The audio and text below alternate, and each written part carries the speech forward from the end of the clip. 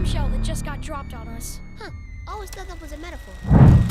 Gumball Watterson should be dead. We already went through some of his most ridiculous near-death experiences in part 1, but trust me, we barely scratched the surface. From getting his head split into two to having a literal black hole on his tummy, today I am back with more times Gumball should have died. Starting with the time he grew a black hole on his belly.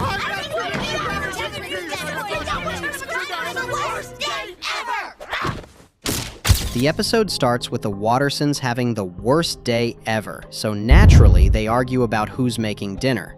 Eventually, Nicole tries to order pizza but literally snaps the phone in half from anger. So Richard calls Fervidus Pizza, where he proceeds to give Larry the most complicated order in history. A family-sized pizza with 1/5 margarita, 1/5 vegetarian, 1/5 surf, 1/5 turf, and 1/5 mega meat. But here's where Gumball dies. While waiting for this Frankenstein pizza, Gumball gets so hungry that he starts digesting himself. I'm not kidding. This child literally has a black hole form in his stomach, and it digests his own insides. Where's the pizza? So hungry I'm beginning to digest myself. It's just insane that Gumball survived this. In real life, this wouldn't even be able to happen, and even if it does, it would be considered as organ failure or sepsis. But in Gumball's world, he just shakes it off. Like his stomach didn't just try to cannibalize his body and the entire Earth. It doesn't make sense, but nothing in this show does.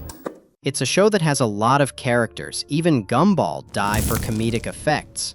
But in this video, we are not talking about those cartoonish deaths. We are going into those moments that Gumball shouldn't have possibly survived, even by Gumball standards, just like the next case of death in The Mirror. A new email! Maybe it's from Penny. So this episode starts light, just Gumball annoying Darwin by bragging about Penny. But then, things take a turn when Gumball gets a chain email from someone calling themselves the Snatcher. This email literally promises to rip Gumball's soul out of his body at midnight.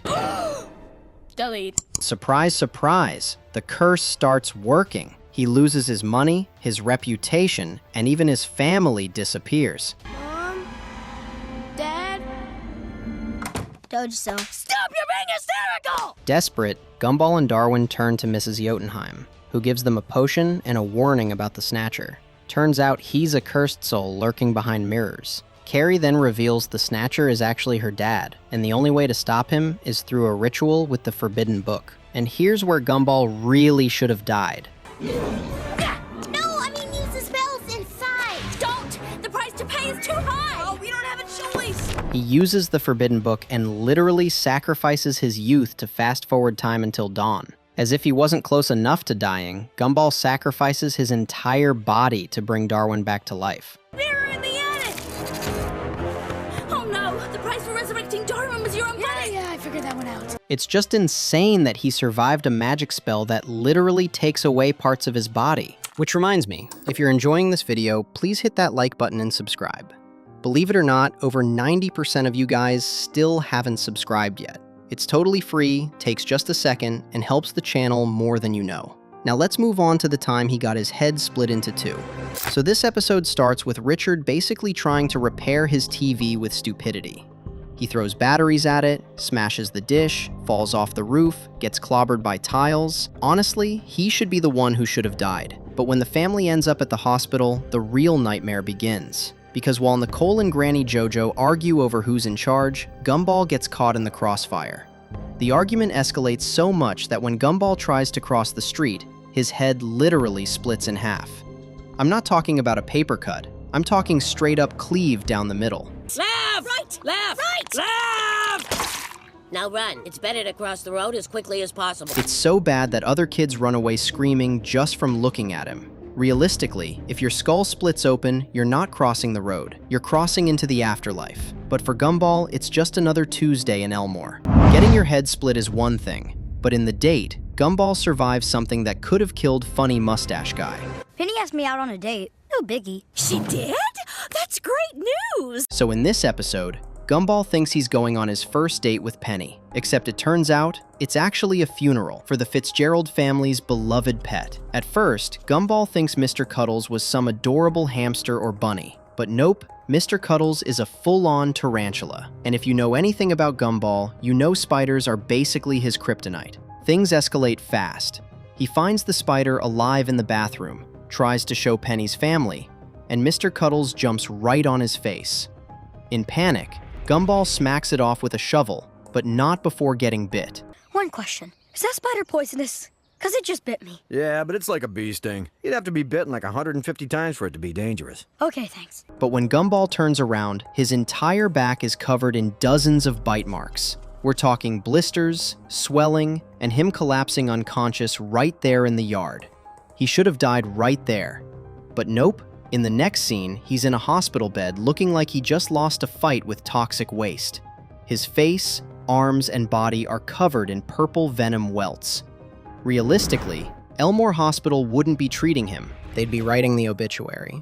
But of course, Gumball bounces back just like he did when he literally exploded in the password. This episode is pure chaos from start to finish. Gumball, Darwin, and their sister start their day fighting over who gets the computer, only to discover someone set a password. NIEs! Who would Dad's favorite child be if it wasn't me or Darwin?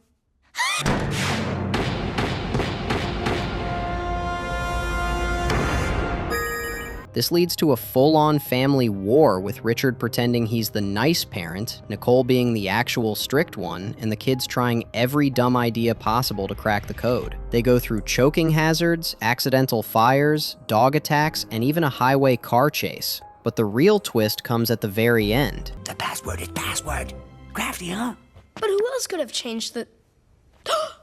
Clever girl. After finally discovering that she was behind the whole thing, Gumball and Darwin become so filled with rage that their bodies literally detonate. I'm not exaggerating, they explode on screen. Not in a cartoony poof of smoke way, but in a way that eerily resembles spontaneous human combustion. You see, SHC is an extremely rare and controversial phenomenon where a person supposedly bursts into flames for no clear reason. Now, nobody survives that. There is no resurrection after your body detonates like a firecracker.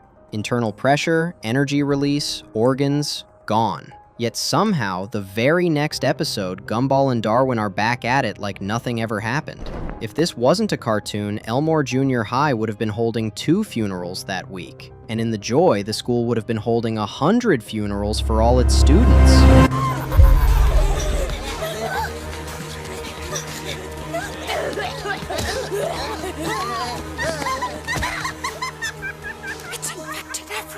Yeah, this episode has everyone at Elmore High turn into a zombie. What's up? It's Monday. I see. Do you want a hug? There's no point. Everything on Monday is crummy. What about a wonder hug? What's that? Richard gives Gumball and Darwin a big wonder hug at breakfast, which triggers a rainbow-colored explosion of happiness. But by the time they get to school, that happiness turns into something far more sinister. Oh no, it's spreading. It's spreading! It really works. This isn't just regular cartoon happiness, it's basically a zombie infection, but with rainbows instead of blood. Gumball and Darwin cough up rainbow liquid, their hearts literally stop beating, and yet they keep moving and laughing like nothing happened. That's the definition of being brain dead. The body shuts down, but the disease keeps it running. Just swap brains for joy and you've got yourself a pastel-colored zombie apocalypse. By the end, the boys infect Principal Brown, the nurse, and anyone unlucky enough to cross them. It's infected everyone. In real life, when your heart flatlines, you don't get up and start spreading giggles, you stay down.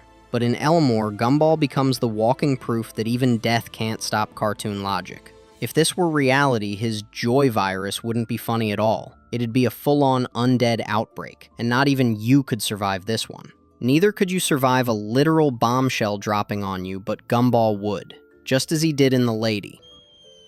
What's that? The bombshell that just got dropped on us. Huh. Always thought that was a metaphor.